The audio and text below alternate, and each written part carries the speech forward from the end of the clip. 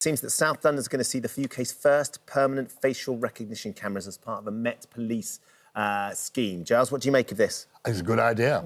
I'm very in favour of it. I always marvel when I see this closed-circuit television on television when they're arresting people, how fuzzy the pictures are. So if there's any improvement to be made, that's a good thing. No, there's lots of research showing this reduces crime, it catches people who are doing wrong, and also helps find people who may be lost. Yeah. So I think closed-circuit television is a good thing. And if you have a clear conscience and don't mind what the world sees, as in my case, then you don't mind. Camilla, the cameras go live in June or July. They'll monitor faces of people on the high street and match their image to a database of alleged criminals, including rapists, burglars and robbers. Yeah, that's OK, but as Big Brother Watch campaigners will constantly remind people, you know, actually, I think that we're over-surveyed. I think that actually this is... The quote here is, it's a steady slide into a dystopian nightmare, that it's all very Orwellian. I appreciate that time has moved on. I remember when I first started out in journalism doing stories about the intrusive nature of CCTV in car parks. We are now at the point where particularly Gen Zs and other younger generations are invading their privacy so much themselves. With their phones. Yes.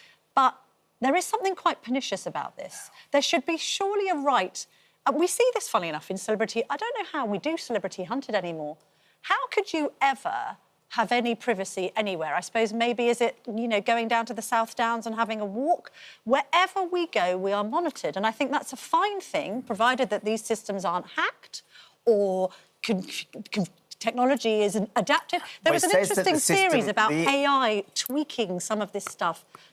I'm slightly suspicious of this in defence of the system, they say that it scans the faces of the people they walk past, immediately assessing them against a wanted list, alerting officers of the match. The data then is immediately deleted if there is no match. Can I say, Camilla, you're always saying we want more police on the beat. Yes, I'd rather physical police. No, hold on. What this is technological police on the beat. But it's not a deterrent. You cannot have... well, it should be a deterrent. People should be aware of it. But they look people like get they're caught. quite... You know, I did a job last week in Luton, and there was a visible police presence in the town.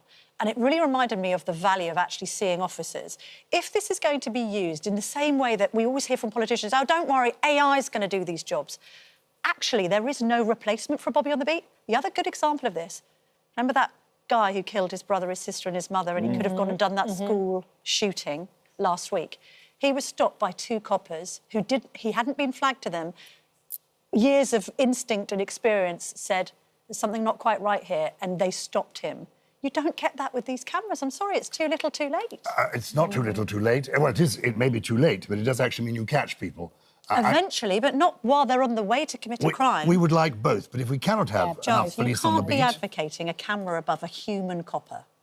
No, I'm not. I'm saying alongside a human copper, they provide supplementary information, and it's worthwhile and it's a good idea. And to hear that you were doing a job in Luton last week made me think, oh, my God, have you turned to crime? I was doing a job in Luton last week, and I was pleased to see there was no... on Tommy Robinson, which you can find at Daily Tea Podcast. Oh, good grief. With a wink, did you wink on the podcast? I'm winking there because I'm doing a plug.